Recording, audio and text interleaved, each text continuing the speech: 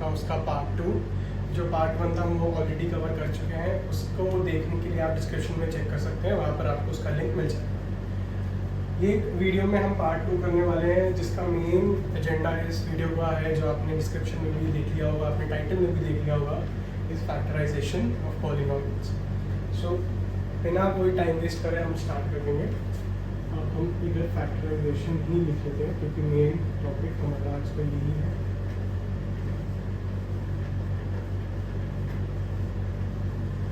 ठीक है, सो factorization of पॉलीनॉमियल्स जो हम अभी करने वाले हैं, तो पिछली क्लास में हमने थोड़ा बहुत जो पढ़ा था वो एक बार हम ओरली रिवाइज कर लेते हैं। हमने जीरोस पढ़ा था कि जीरोस ऑफ पॉलीनॉमियल्स क्या होते हैं, और हमने पढ़ा था कि हम उनको कैसे निकाल सकते हैं, उनका रिजल्ट क्या होता है। इसके अंदर हम बेसिकली निकालेंगे कि हम किसी एक जो हमारा एक्सप्रेशन होता है, जो हमारा बाइनॉमियल एक्सप्रेशन होता है, जो हमारा क्वाड्रेटिक इक्वेशन होता है, कुछ भी होता है, उसको हम फैक्टराइज करके दो अलग उसमें कैसे लिख सकते हैं। ठीक है, अभी थोड़ा सा इसको इतनी आगे नहीं लेके जाते, थोड़ा धीरे धीरे समझते हैं।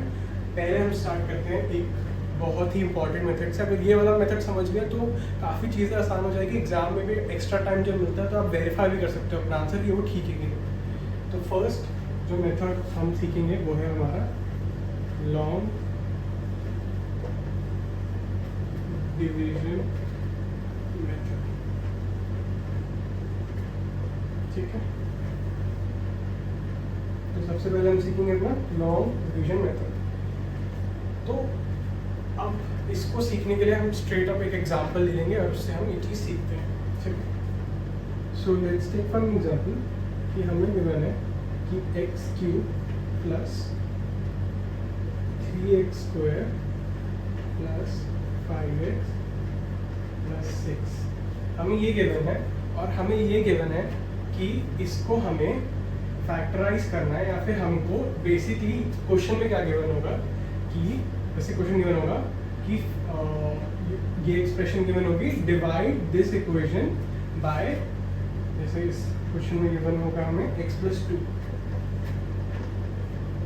तो गिवन होगा कि divide this expression by this number and find the question and the reminder. तो ये क्वेश्चन आएगा। अब इसको करने के लिए हम एक बहुत ही स्टेप बाय स्टेप इस चीज़ को हम सीखेंगे। ठीक है, ये मैंने यहाँ पे लिखी है, पर थोड़ी सी जगह बना लेते हैं यहाँ पे। ये लॉन्ग डिवीजन मेथड सबने नोट कर लिया होगा, इसको मैं रब कर देता हूँ और इस इक्वेशन को मैं प्यार से यहाँ लिख लूँगा।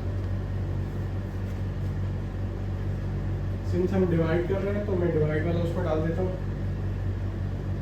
x³ plus 3x² plus 5x plus 6। ठीक है, और किससे डिवाइड करना था? x+2 से। ठीक है, बस डिवाइड कर रहे हैं। जैसे हम अगर कोई भी नंबर आपको मिलता है कि 37 डिवाइड बाई 4, तो ऐसे ही लिखते हो ना, 37 को इधर, 4 को इधर, है ना। अब क्वेश्चन को इधर भी लिख सकते हो, इधर भी लिख सकते हो, रिमाइंडर बैंक में आता है हमारा। अब इसको, अब ये चीज़ देख के बहुत ज़्यादा घबरा गए होंगे कि यार ये कैसे करते हैं, ये तो हो ही नहीं सकता, इसको कैसे इक्वेट कर देंगे, ये तो कुछ इसमें, इसका हमें मल्टीप्लिकेशन कैसे पता चलेगा, इसमें तो 2 है यहाँ पे, इतने सारे हैं, कैसे पता चलेगा। कुछ नहीं है, इसको बहुत ईजिली समझेंगे। ठीक है, क्या करेंगे, लेट्स टेक एन एग्जाम्पल कि अब हम यहाँ पे ले लेते हैं 4, 3, 5 टू बी डिवाइडेड बाई 7। ठीक है, ये तो सबने सीख रखा है, छोटी छोटी क्लासेस में ये सिखाया जाता है ना। इसको कैसे करते हो? ठीक है, एक नॉर्मल ये चीज़ याद है। सबसे पहले you divide, multiply, add, subtract. ठीक है, या जो भी इसके अंदर, अभी हम इसको स्टेप वाइज सीखेंगे। ठीक है, सबसे पहले क्या करते हैं, हम 4 को डिवाइड बाई 7 करते हैं, पहले वाले को करते हैं। अब नहीं हो रहा है डिवाइड, 7 से छोटा है, तो हम फिर एक और डिजिट देख लेते हैं। ठीक है, 43 को 7 से डिवाइड करते हैं सबसे पहले, तो हमारा डिवाइड वाला सब हो गया। ठीक है, अब 43 को 7 से डिवाइड कर दिया हमने, और हमें क्या ढूंढना होता है, सबसे क्लोजेस्ट, जैसे छोटे वाला, इसका कौन सा मल्टीपल होगा। मल्टीपल मीन्स जैसे 7 के मल्टीपल्स होते हैं 7, 14, 21, 28, 35, 42।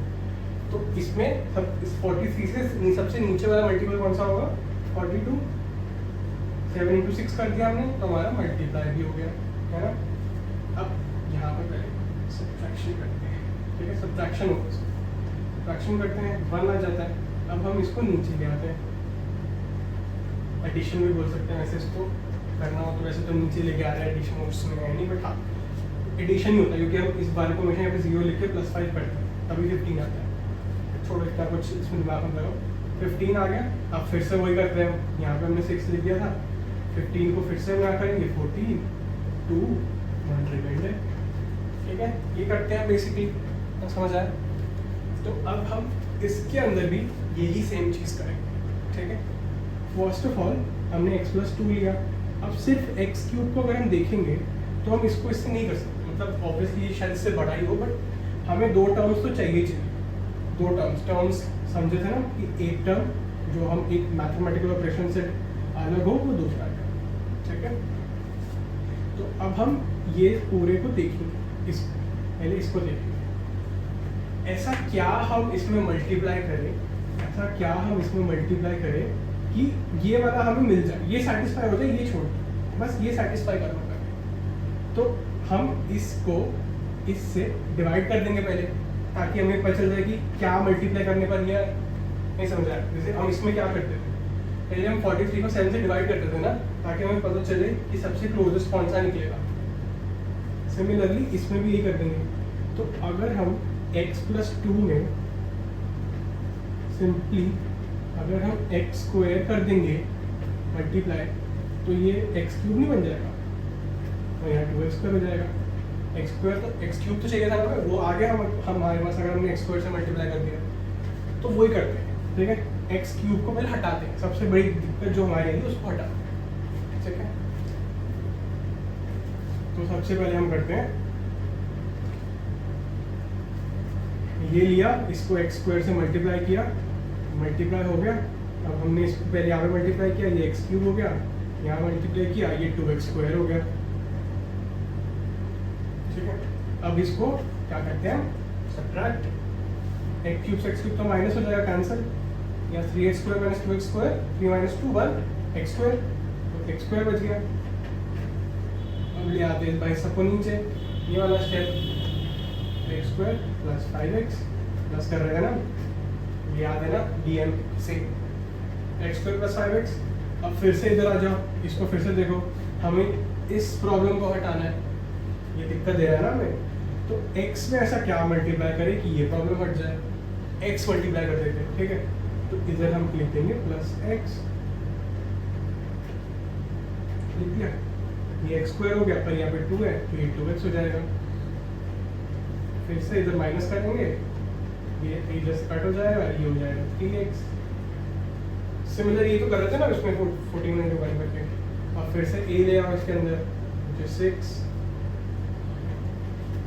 अब देखो, अब x+2 में ऐसा क्या मल्टीप्लाई करें कि हमारे पास ये आ जाए, या x में ऐसा क्या मल्टीप्लाई करें कि ये प्रॉब्लम सॉल्व हो जाए। 3 से कर देते हैं, ठीक है।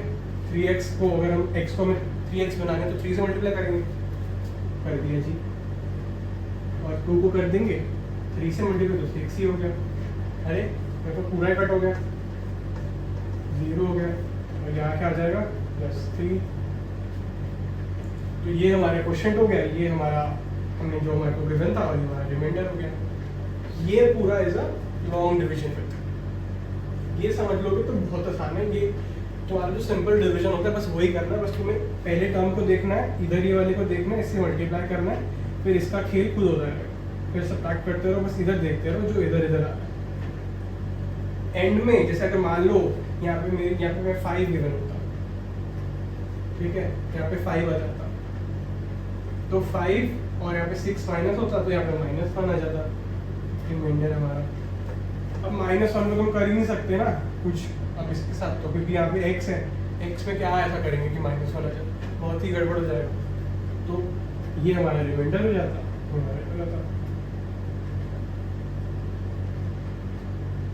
ठीक। ये हमारा लॉन्ग डिवीजन मेथड है। इसके क्वेश्चन हम अलग वीडियो में करेंगे, बट ये अगर सीख लिए एक बार नोट कर लो, अगर नहीं समझ आया तो एक बार वीडियो रिवाइंड करके फिर से समझो, ठीक है।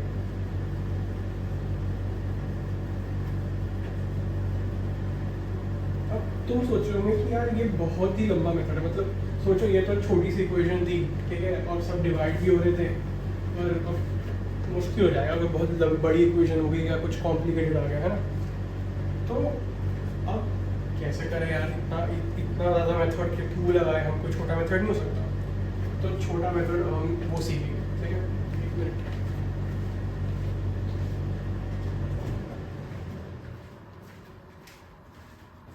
ठीक है। अब हम सीखेंगे जो इसका इजी मेथड है, इजी नहीं, इजी तो लॉन्ग डिवीजन भी होता है, ऐसे तो सब इजी है, बट ये थोड़ा सा अलग मेथड है। अब आएगा हमारा रिमाइंडर थ्योरम,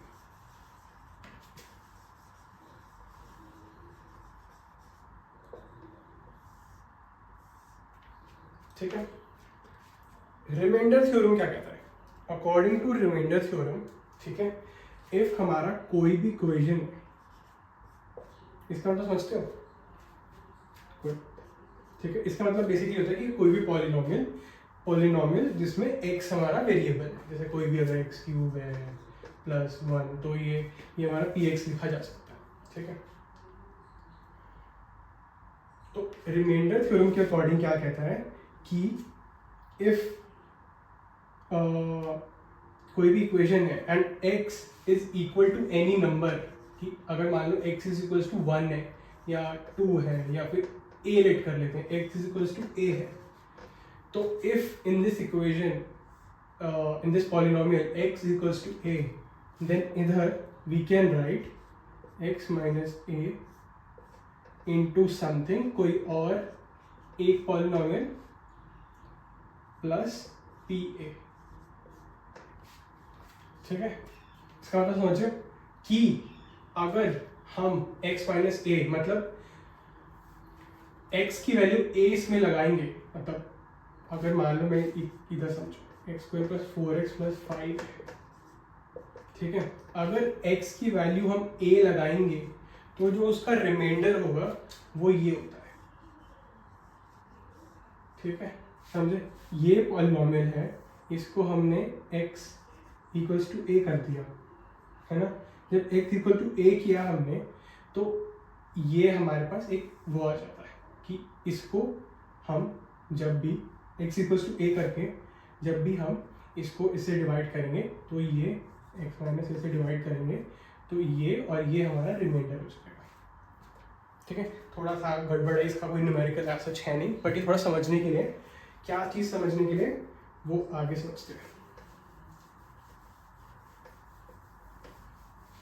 ठीक है। ये रिमाइंडर थ्योरम थोड़ा सा ट्रिकी सा लगता है, बट थोड़ा समझ के देखना। एक चीज़ जो हम इसमें इम्पॉर्टेंट है वो है फैक्टर थ्योरम, ये बहुत इंपॉर्टेंट है, ये इस चैप्टर का मेजर पार्ट है, ठीक है। इससे क्वेश्चन आते हैं मेनली, ठीक है। फैक्टर थ्योरम के अंदर हम रिमाइंडर थ्योरम का इस्तेमाल करते हैं, ठीक है। फैक्टर थ्योरम क्या कहता है? अब एक चीज़ बताओ, कभी भी कोई भी किसी चीज़ का फैक्टर कैसे हो सकता है? मुझे एक चीज़ बताओ, 8 के तुम फैक्टर्स लिखते हो, कैसे लिखते हो? 1 2 4 8, ये क्यों लिखते हो? कि ये फैक्टर्स क्या होते हैं? फैक्टर्स की डेफिनेशन होती है कि व्हेन डिवाइडेड, कोई भी ऐसा नंबर जब ओरिजिनल नंबर से उसको हम डिवाइड करेंगे, कि अगर हम जैसे 8 को अगर हम 8/1 करेंगे या 8/2 करेंगे या फिर 8/4 करेंगे या फिर 8/8 करेंगे, तो हमारा रिमाइंडर शुड ऑलवेज बी 0, तभी हम उसको फैक्टर बोलते हैं, समझ गए। तो अब फैक्टर थ्योरम भी बेसिकली यही कहता है। हमने रिमाइंडर थ्योरम में क्या सीखा था कि px is equal to x minus a, जो हमारा हमने अगर x a लेट किया है, qx इज समथिंग एल्स जो हमारा निकल जाता है बाद में, और plus pa is the reminder, ठीक है। तो अगर किसी को भी फैक्टर करना है तो pa वो 0 होना चाहिए, है ना, क्योंकि तभी फैक्टर होगा। मैंने क्या सिखाया था अभी, कोई फैक्टर कब बोलते हैं? जब रिमाइंडर हमारा इसके अंदर 0 निकले, है ना। तो pa 0 हो जाएगा, हमारे पास क्या इक्वेशन आ गई? px equals to x minus a qx, ठीक है। तो हेंस इससे हमें क्या पता चला? इससे अगर हम यहाँ पर इसको यहाँ पे करके देखें, हम 8 को कैसे लिखते हैं? 4 × 2। अब इस वाली को और इस वाली को कंपेयर करो, 8 हमारा ये पॉलिनोमियल, x माइनस है हमारा 4 और QX2 मल्टीप्लाई हो रहा है, 4 8 का क्या है, फैक्टर है ना, तो x माइनस ए भी इसका फैक्टर हो जाएगा, ठीक है, x माइनस इसका फैक्टर हो जाएगा। बस इतना ही है इसके अंदर, ये समझने के लिए फैक्टर थ्योरम के अंदर कि x minus a will be the factor of a polynomial x when the reminder will be 0। अगर हम x को, जैसे कोई भी इक्वेशन है, सिंपल टर्म में समझो, x cube plus 4x square plus 1 है, ठीक है, अगर x की ऐसी वैल्यू, अगर x इक्वल्स टू a है जिससे रिमाइंडर 0 आ रहा है, तो hence x minus a will be a factor of this. समझिए कैसे, कि अगर हम इसको इससे डिवाइड, मतलब बेसिकली एक करके देखते हैं, ठीक है, ये चीज को थोड़ा समझ के देखते हैं, ठीक है। अगर मान लो मैंने इक्वेशन लिख दी 4x square minus 2x minus 2, ठीक है, ये है, और इसमें हम क्या कह रहे हैं कि x की वैल्यू इज 1, ठीक है। अगर हम x की वैल्यू 1 लगाते चलो यहाँ पे, 4 इंटू 1 का square minus 2 into 1 2 minus 2, 4 minus 2 minus 2 equals to 0 हो गया, हेंस x इक्वल्स टू 1, अब इस 1 को इधर ले जाओ, x माइनस 1 इक्वल्स टू 0, ये हो गया, और x माइनस 1 इस इक्वेशन का फैक्टर हो जाएगा, समझ गए, x माइनस 1 इस इक्वेशन का फैक्टर हो जाएगा, कि ये कुछ ऐसे दिखेगा हमें, QX इज समथिंग जिससे हम उसको मल्टीप्लाई करके ये इक्वेशन लाते हैं, वो भी करके देख लो, वही लॉग डिवीजन लगा लो, या फिर जो आगे में सिखाने वाला वो देख लेना, ठीक है। तो इतना सा है फैक्टर थ्योरम के अंदर, तो ये कर पाते हैं।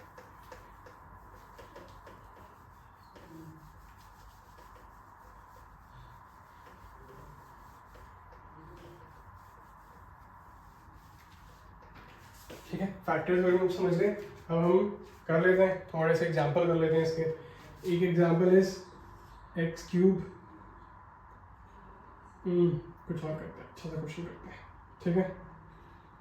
इसमें गिवन है कि 4x cube plus 3x square minus 4x plus k, ठीक है, ये गिवन है हमें, और हमें गिवन है कि x माइनस 1 इसका फैक्टर है। अगर x माइनस 1 इसका फैक्टर है तो इसका मतलब कि x की वैल्यू अगर हम इधर 1 पुट करेंगे तो ये इक्वल टू 0 आएगा, है ना। ये हमने रिमाइंडर थ्योरम और फैक्टर थ्योरम से समझा था।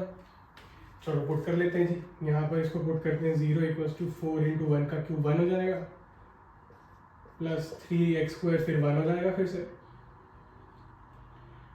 माइनस 4 1 हो जाएगा, फिर से इंटू 1 लिख लो यहाँ पे, 1 स्क्वायर लिख लो यहाँ पे, प्लस के क्या आ गया, 0 equals to 4 plus 3 minus 4 plus k 0 equals to 5 minus के, तो के हो जाएगा -5। ठीक है, ये ध्यान रखना कि अगर x माइनस 1 गिवन है तो इसको तुम ऐसे लेके चलो कि x माइनस 1 इसको 0, क्योंकि हम इसको किस चीज से भी डिवाइड कर रहे हैं, उसका रिमाइंडर 0 आ रहा है ना, तो x को 1 लेना, ये नहीं कि तुम -1 यहाँ पे लगाने दोगे, नहीं, x माइनस 1 को 0 करके यहाँ पर इसका साइन चेंज करके यहाँ पे इसको x इक्वल्स टू 1 करते हैं, ठीक है।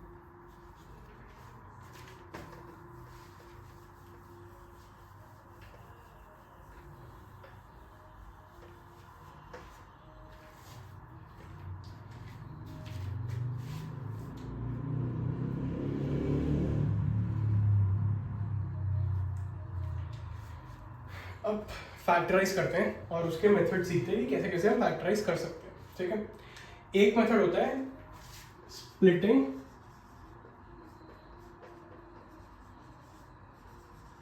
द मिडिल टर्म,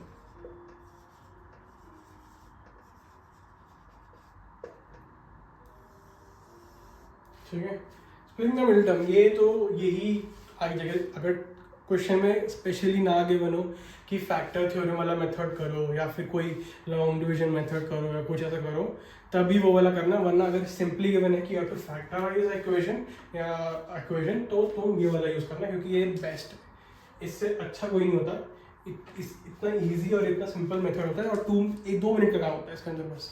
ठीक है, क्या गिवन है जैसे मान लेते हैं, ठीक है, हमें गिवन है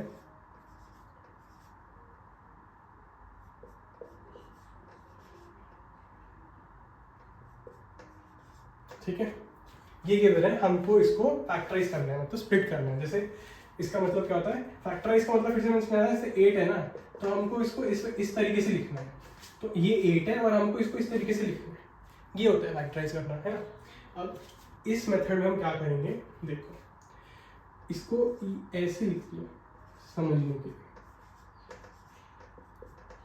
सी, ठीक है, ये एक स्टैंडर्ड फॉर्म होता है जिससे हम क्वाड्रेटिक इक्वेशन लिख सकते हैं, क्वाड्रेटिक एक्सप्रेशन लिख सकते हैं, इक्वल टू 0 इक्वल टू 0, ठीक है।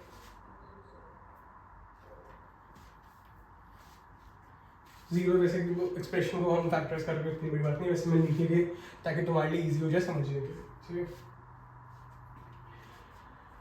अब स्प्लिटिंग द मिडिल टर्म के अंदर हम क्या करेंगे, ये हमने ए इधर हमारा क्या हो जाएगा 6, बी हमारा यहाँ पे 17 है, सी हमारा 5 है, ठीक है। हम पहले क्या करेंगे, ए इंटू सी कर देंगे, ठीक है, या ये नोट कर लेना, ए इंटू सी क्या हो जाएगा 6 इंटू 5 30, ठीक है,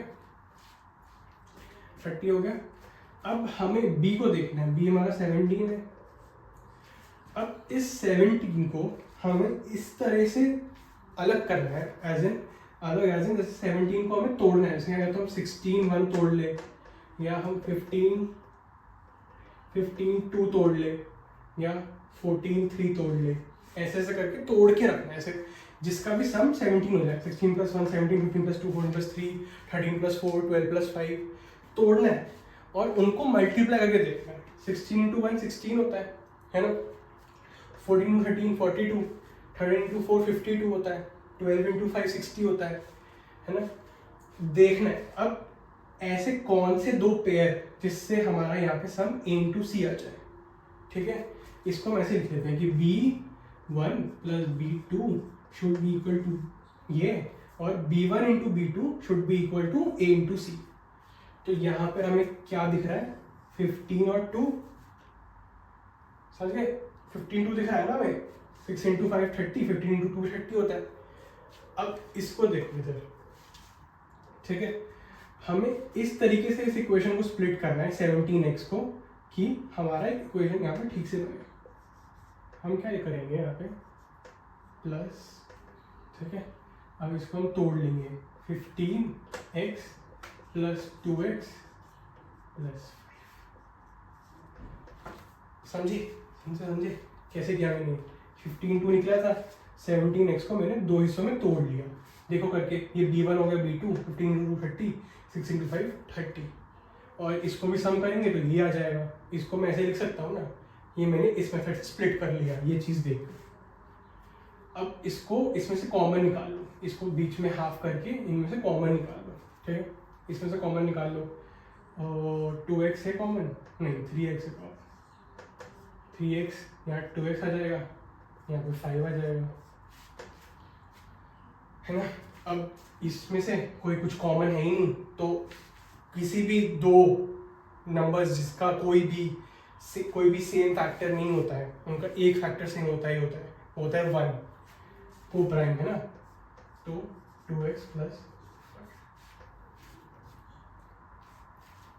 तो अब हम क्या करेंगे, हमारे पास ये आ गया 2x + 5, 2x + 5 तो कॉमन है, इसको ही हम साइड में ले लेंगे, कैसे, ऐसे मान लो ये होता है, तो मैंने इस इक्वेशन से 3 कॉमन ले लिया, तो क्या हुआ, ये हो गया ना। सिमिलरली यही करेंगे हम, 2x + 5 को यहाँ पे कॉमन ले लेंगे, और ये हो जाएगा 3x + 1, और यही हमारा आंसर है। बस स्प्लिटिंग द मेथड बहुत आसान है, तो बहुत डिफिकल्ट टाइप का क्वेश्चन है, वरना बहुत इजी आता है, इसको बहुत स्प्लिट करना इजी होता है। ये हमारा, इसको मल्टीप्लाई करके देख लो, यही आएगा, है ना। मस्त मेथड, इजी है, थोड़ा सा अभी लंबा इससे लग रहा है क्योंकि मैंने समझाया, वरना करने बैठोगे तो बहुत जल्दी हो जाएगा।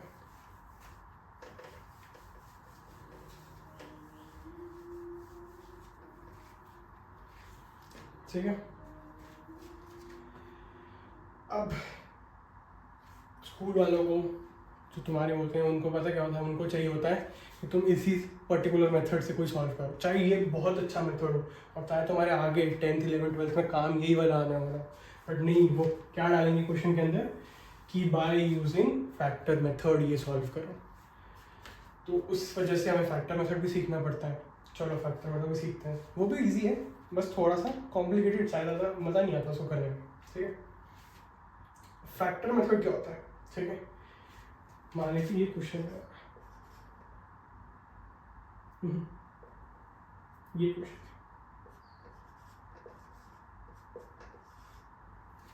ठीक है। फैक्टर मेथड में क्या होता है, थोड़ा टाइम कंज्यूमिंग होता है बट हो जाएगा। फैक्टर मेथड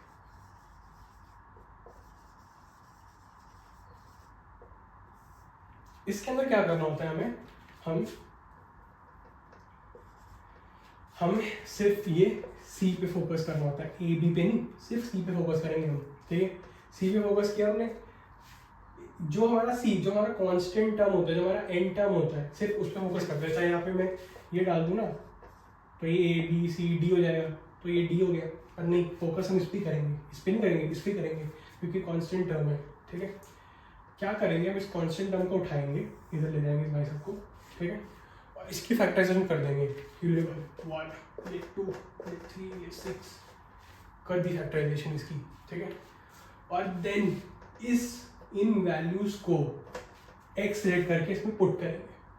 ठीक है, 1 और इधर -1 -2 -3 -6 हो जो के सारी जगह कर दिया।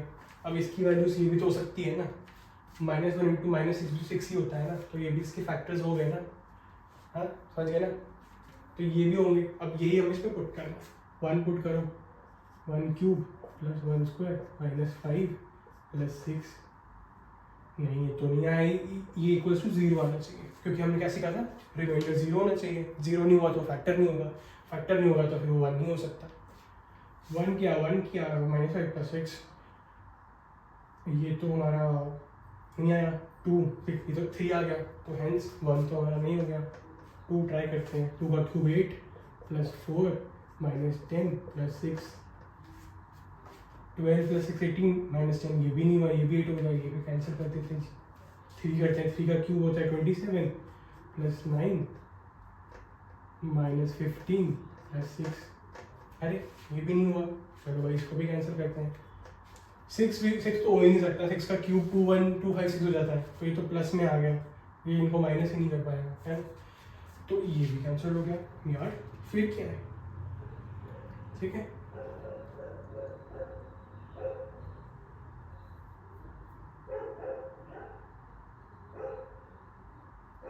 मैंने कुछ गड़बड़ कर दी, कुछ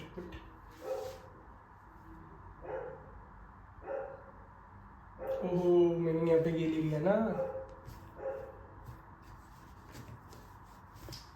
एक्स क्यूब ले लिया, ये क्वेश्चन नहीं था, ये तो मैं समझाने के लिए कर रहा था सर, इससे तो फिर थोड़ा कॉन्वर्ट हो जाएगा, ये समझो। ठीक है, अब जब हमने 2 लिया तो 4 + 6 10 -10, अरे 0 हो गया ना, तो 2 हो जाएगा, सॉरी। ठीक है, अब इसमें भी 9 + 6 15 -15, ये भी 0 हो गया, तो 3 भी हो जाएगा। अब जैसे तुम्हें 2 मिल गए, तो मैं सिर्फ डिग्री देखनी है इसकी, जो डिग्री होती है ना तुम्हारे पॉलिनोमियल की, उतनी ही तुम्हारे जीरोस होते हैं। जीरो मतलब x की ऐसी वैल्यू जहाँ पर हमारा रिमाइंडर 0 हो जाए, है ना। तो जब तुम्हें 2 मिल जाए ना, बाकी देखने की जरूरत नहीं है, ये 2 और 3 ही तुम्हारी वैल्यूज होंगी। हेंस x - 2 x - 3 ये हमारा आंसर हो जाएगा। करके देखो, मल्टीप्लाई यही आएगा, समझे। ये वो थोड़ा गड़बड़ हो गया, बट अगर तुम इसमें लगाओगे देखोगे तो 0 आ जाएगा। एक बार करके देखना, इसकी फैक्टराइजेशन करके, ये होता है हमारा फैक्टर मेथड। ठीक है, आए क्वेश्चन में तो ये इसी तरीके से कर देना, कांस्टेंट के फैक्टर्स निकाल के फिर एक्स को उसकी वैल्यूज पुट करके, जो इसमें भी 0 आ गया वो तुम्हारा हो जाएगा, उसको x = 2 करके फिर इसको 0 बना देना, x इधर लिए। ठीक है, ठीक है, let's move to our next topic which is algebraic identities. ठीक है,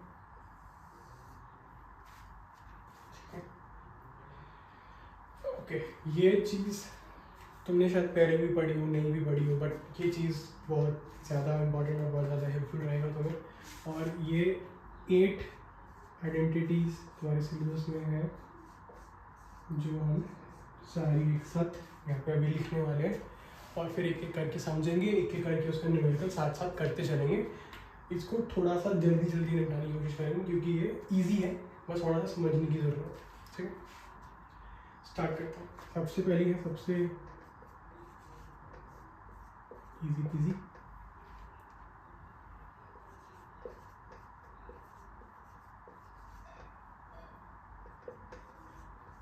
ठीक है।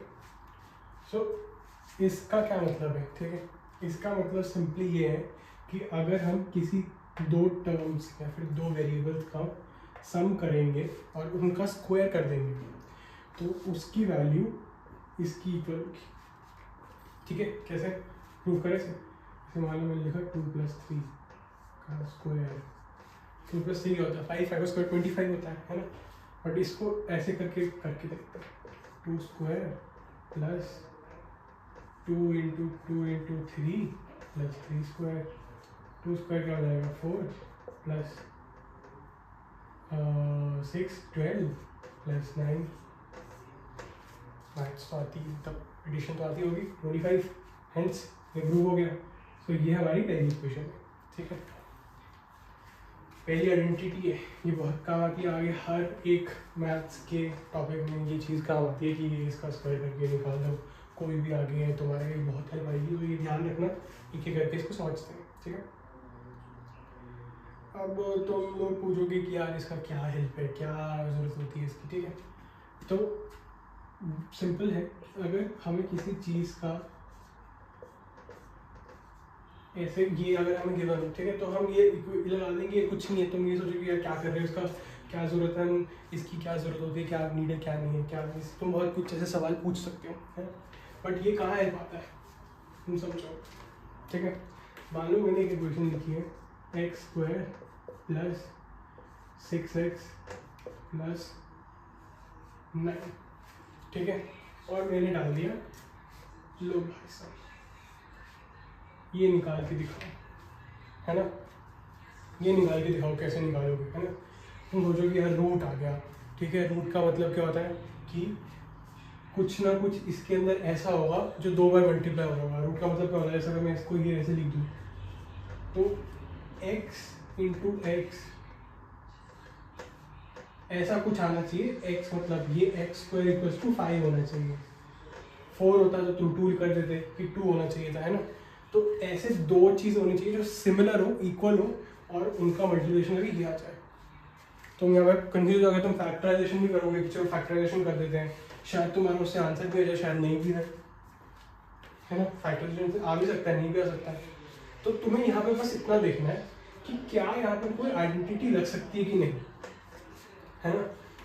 अब तुम एक बार नोटिस करके देखो, अगर हम x को a लेट कर ले और यहाँ पे 9 है, एक क्यूब है, एक स्क्वायर है, 3 का स्क्वायर होता है ना, इसको हम अगर ऐसे लिख लें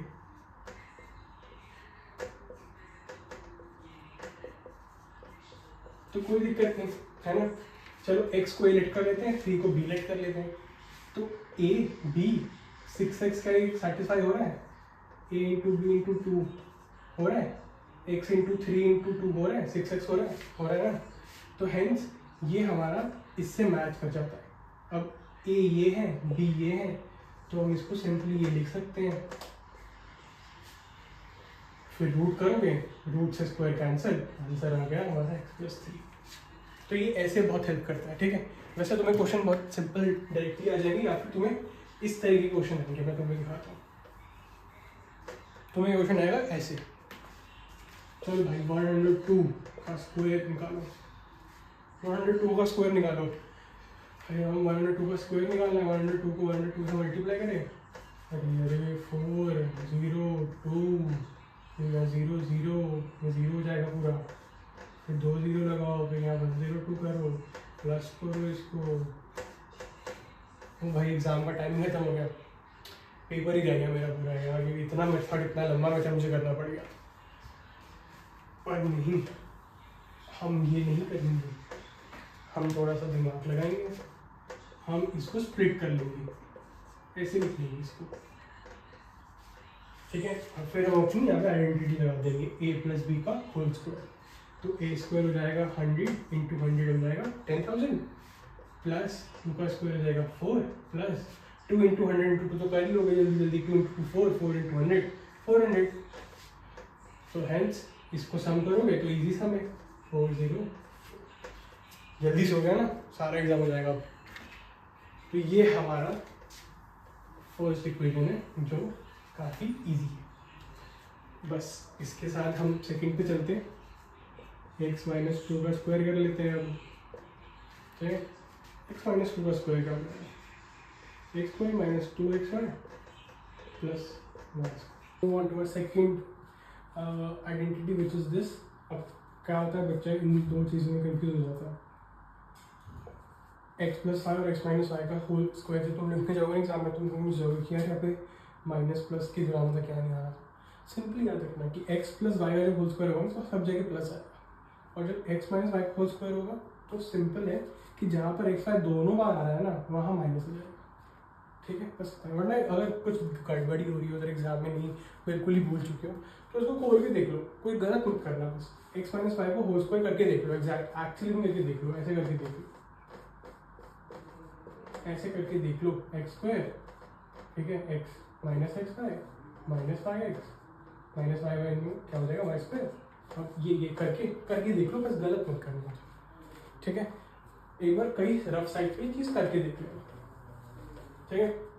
तो ये इसका इक्वेशन होगा। अब तुम समझ ही गए अलजेब्रा आइडेंटिटी, मैंने वो समझा दिया। तो ये भी इसका भी क्वेश्चन कर लेते हैं। अब जैसे हमने 102 लिया था, 98 ले लेते हैं, इसको हम 100 माइनस 2 लिख लेते हैं, 100 square minus 2 into 100 into 2 minus 4 2 का स्क्वायर, तो 1000 प्लस 4 माइनस 400 को इसको माइनस करेंगे तो हमारा आ जाएगा 9604,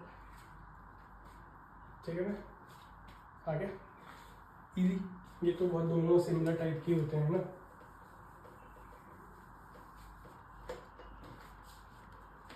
अब नेक्स्ट ये थोड़ा इंटरेस्टिंग है और ये तुम्हारा काफ़ी काम भी आएगा ओलंपियाड्स वगैरह में।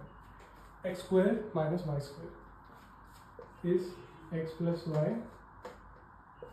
X minus Y.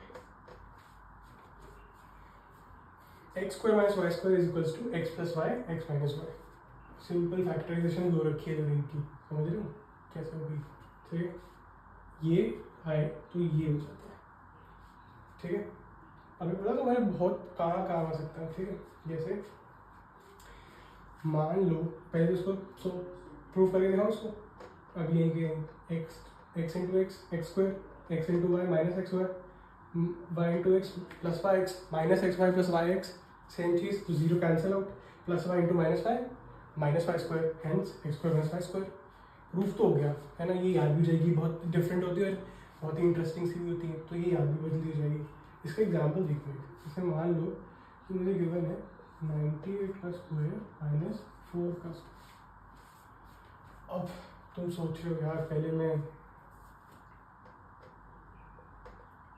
ठीक है, तुम सोच रहे हो यार पहले 98 का स्क्वायर निकालूंगा, ठीक है, फिर 2 का स्क्वायर तो मुझे चलो पता है, बट 98 का स्क्वायर निकाल के फिर 2 से उसको माइनस करूँगा। मान लो यहाँ पर फिर मैं यहाँ पे 48 कर देता। अब क्या करते, चलो भाई 98 का भी स्क्वायर निकाल पहले, फिर 48 का भी निकाल, फिर उनको माइनस करने बैठ ना। हम ऐसे नहीं करेंगे, हम क्या करेंगे, ये इक्वेशन लगाएंगे 98 प्लस 48 मल्टीप्लाई बाय 98 माइनस 48, ठीक है। ये हुआ। अब हम यहाँ पे 146 इंटू 50 लिख सकते हैं ना। ये तो इजी है, ये तो हमारा आ जाएगा 7300, ठीक है। अब ये चीज़ ना वैसे तो क्वेश्चन में जब आएगी तब हो जाएगी, बट कई बार ना तुम्हें थोड़ा सा ना जल्दी स्पीड ऑफ कैलकुलेशन करनी है, तो तुम एक ट्रिक सिखाता हूँ, ठीक है। मानो तुम्हें ये करना 67 इंटू 46 नहीं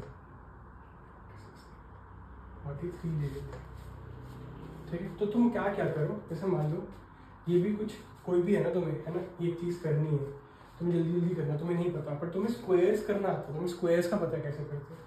इन दोनों को सम कर लो, 67 + 43 110, इसको हाफ कर दो 55। अब इसको बनाने के लिए क्या करना होगा, 55 माइनस प्लस 12, और इसको बनाने के लिए 55 माइनस 12 हो गया। ये इक्वेशन बन गई ना, प्लस करके डिवाइड करके, ये करके अब तुम ये जल्दी से लगा दो, 55 स्क्वायर माइनस 12 स्क्वायर, 55 का स्क्वायर हो जाता है हमारा 3025 माइनस 144, हो गया ना। तो इसको तुम माइनस कर लोगे, 45 कर गया, 21 हो गया, 19, और ये हो जाएगा 28202981 281, ये हमारा हो जाएगा 2881 ना, क्या कर रहा हूँ मैं, 2881 दूंगा, हाँ 2881 हो जाएगा, ये हमारा आंसर आ जाएगा, जल्दी हो जाएगा, ये करने से बेटर है।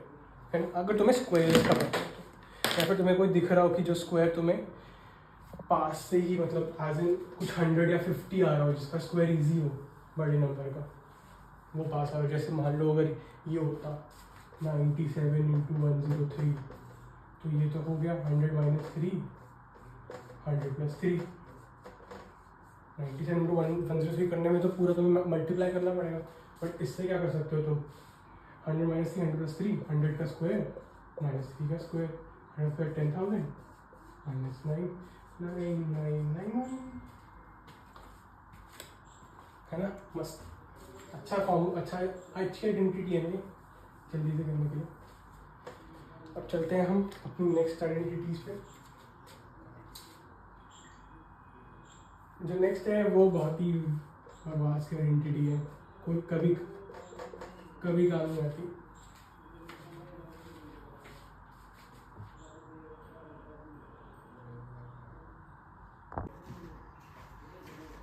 तो जैसे मैं कह रहा था कि बहुत ही बकवास की आइडेंटिटी, कहीं काम नहीं आएगी, बस क्वेश्चन आ गया तो इसके अकॉर्डिंग कर देना, ये याद भी रख लो थोड़ी सी कि कैसे होती है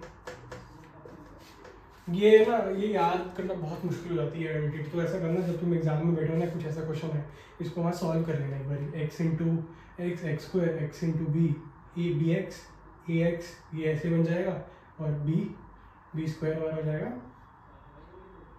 ना, गलती कर दी, ये भी हो जाएगा, ठीक है। थोड़ी सी बकवास सी कोई नहीं, याद करनी भी ना ही कुछ काम आती है, ना ही कुछ भी नहीं, एग्जाम में कुछ नहीं है, मुश्किल से इसका क्वेश्चन आएगा, पता कैसे आता है, ऐसे आता रहता है कि ले भाई ये कर दे, 100 + 4, 100 + 6, ऐसे अगर मेरे को ये गिवन होता ना तो इसमें कर ले, मैं पागल थोड़ी, इससे बड़ी मैं 105 - 1 और 105 + 1 ना यूज़ कर लूँ, a square minus b square वाली, बट हाँ चलो ये वाली यूज़ कर लेंगे, और ये इससे निकाल देंगे आंसर, तो इससे आंसर आ जाएगा ऐसे कि ये निकाल के, ये वाला फॉर्मूला बहुत बेवजह है, तो कर लेना अगर ये वाला आए तो, ताकि मतलब ये क्या आइडेंटिटी है, समझो कि तुम 3 वेरिएबल्स आ चुके हैं इसके अंदर, है ना।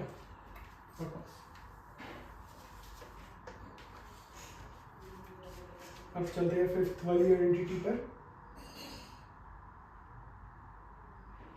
जो भी ज़्यादा एक, ओह ये 4th थी, हम आगे चलेगा क्या उसमें,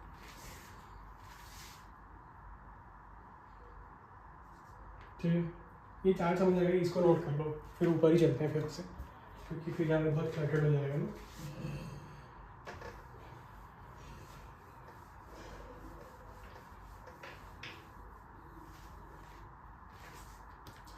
ठीक है, 5th हमारी आइडेंटिटी है x स्क्वायर + y + z का whole square equals to x square + y square + z square plus 2xy, या फिर इसको कॉमन लेके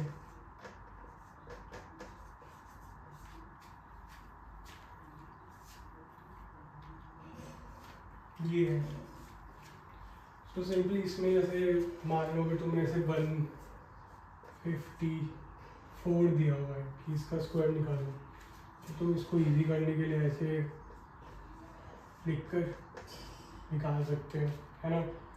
या फिर क्या होता है, कोई पॉलिनोमियल या कुछ हो, उसके अंदर तुम्हें ऐसे गिवन हो सकता है इक्वेशन कि तुम्हें ऐसे गिवन है, इस फॉर्म में गिवन है, तो तुम इसको कॉन्ट्रैक्ट करके बाद में इसी चीज़ में ले आ सकते हो।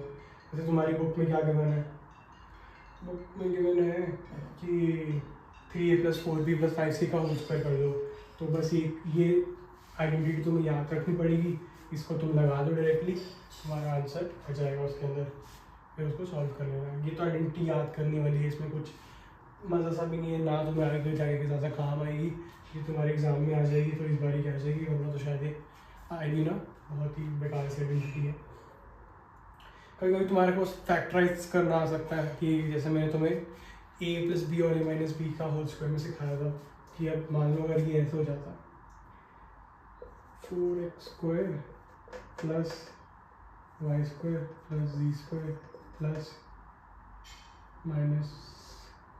-4xy - 2yz + 4xz, ये आ जाता है ना। अब इसको तुम बस एक तरीके से ये देख लो कि तुम इसको ना इससे कंपेयर कर लेना उस वक्त, पर तुम्हें ऐसा कुछ दिखता है, ये 2x दिख रहा है तुम्हें, 4x का होल स्क्वायर नहीं है, ठीक है, ये 2x का होल स्क्वायर दिख रहा है, ठीक है। अब ये शायद ये 2x - 2x भी हो सकता है, क्योंकि -2x का होल स्क्वायर भी 4x² ही होता है, माइनस भी हो सकता है, ये भी माइनस हो सकता है, y भी माइनस हो सकता है, z भी माइनस हो सकता है। इसमें इससे चेक कर लेंगे, ठीक है, इसको यहाँ पे प्लस ही लिखेंगे इस पे प्लस करने के लिए, +2, 2 से 2 मैच, ये हो जाएगा -2xy, है ना। करो इसको सॉल्व, ये हो जाएगा +2 है तो ये -yz, और ये प्लस ही तो ये +2xz।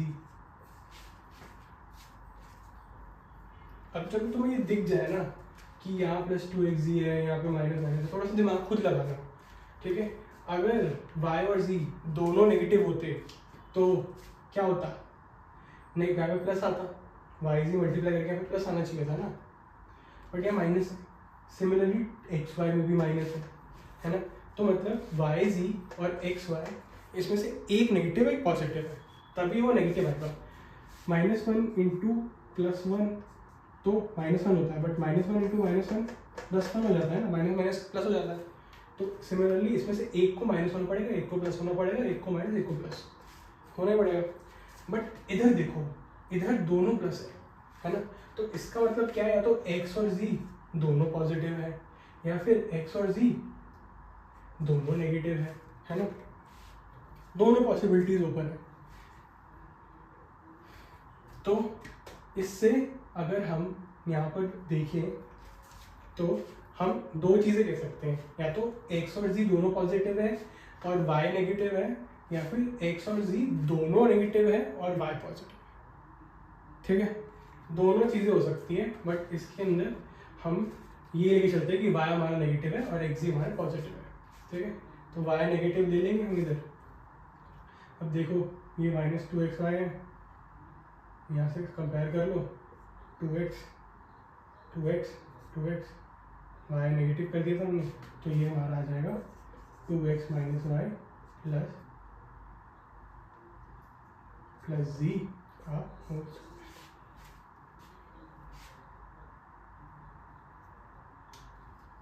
अब मैंने तुम्हें बताया था होल स्क्वायर नहीं होगा, नेगेटिव माइनस, तो वो मैंने तुम्हें बताया था, तो हम इधर यहाँ पे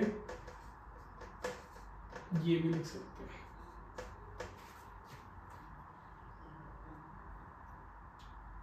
नहीं क्या कर रहा हूँ मैं, हाँ वैसे ही बोल रहा था कि यहाँ का इसका होल स्क्वायर हो जाएगा। अब तुम चाहे इसका होल स्क्वायर हो जाएगा, यहाँ पे तुम ये भी लिख सकते हो कि इसको माइनस कर दिया, इसको प्लस कर दिया, ये दोनों सेम चीज़ है। क्यों, अगर मैं ये करूँ 4 का स्क्वायर है या -4 का स्क्वायर, दोनों आते तो 16 ही है, सही बात है ना। सिमिलरली इसको मैंने पूरे को नेगेटिव कर दिया तो ये सेम ही आएगा। तो ये हमारी 5th हो गई अलजेब्रिक आइडेंटिटी।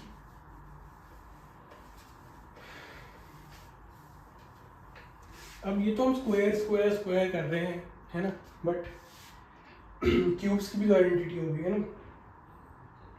तो क्यूब्स की आइडेंटिटी पे चलते हैं।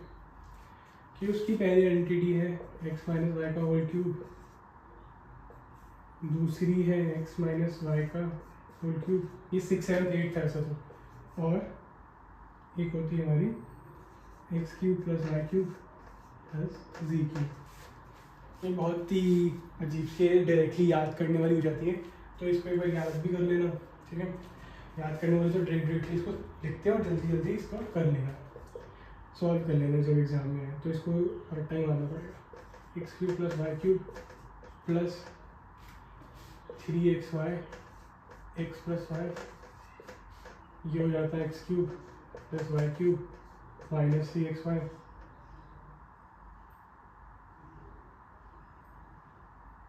यहाँ पे माइनस आएगा 3xy एक्स माइनस वाई, ठीक है। यहाँ पर हर जगह प्लस है, यहाँ पे हर जगह माइनस है। एक्स प्लस वाई का whole square, x plus y का whole square, x minus y का होल स्क्वायर में ऐसा नहीं होता कि हर जगह माइनस होता है, उसके अंदर एक जगह प्लस होता है, एक जगह माइनस होता है, बट इसके अंदर हर जगह माइनस है, ठीक है। ये लगा लेना और फिर तुम इसको सॉल्व कर लेना, ये तुम्हें रटनी पड़ेगी या फिर तुम एग्जाम में बैठ के इसको खुद सॉल्व कर लेना, ये क्योंकि आइडेंटिटीज ओपन आइडेंटिटीज है बेसिकली, ठीक है। इनको बस ओपन कर दिया गया, और ये वाली जो जिंदगी में हमारे कभी काम नहीं आएगी बट दी हुई है तो करनी पड़ेगी। इस x plus y plus D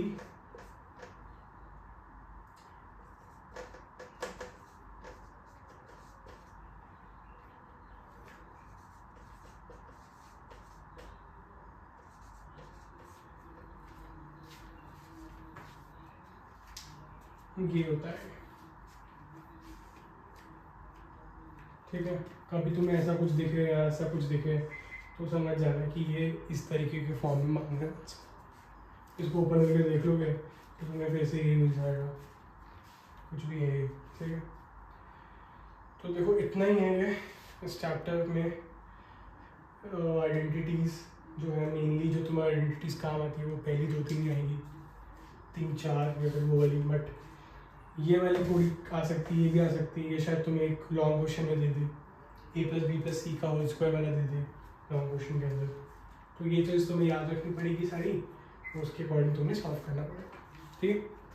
cube square का थोड़ा ध्यान रखना, ये एक्स माइनस वाई का होल क्यूब में सब माइनस होता है, बट एक्स माइनस वाई के होल स्क्वायर में ऐसा नहीं होता है, उसमें प्लस होता है, पर यहाँ माइनस होता है, जबकि प्लस में तो हर जगह प्लस ही होगा, ठीक है। Thank you guys, this chapter is done, all the best.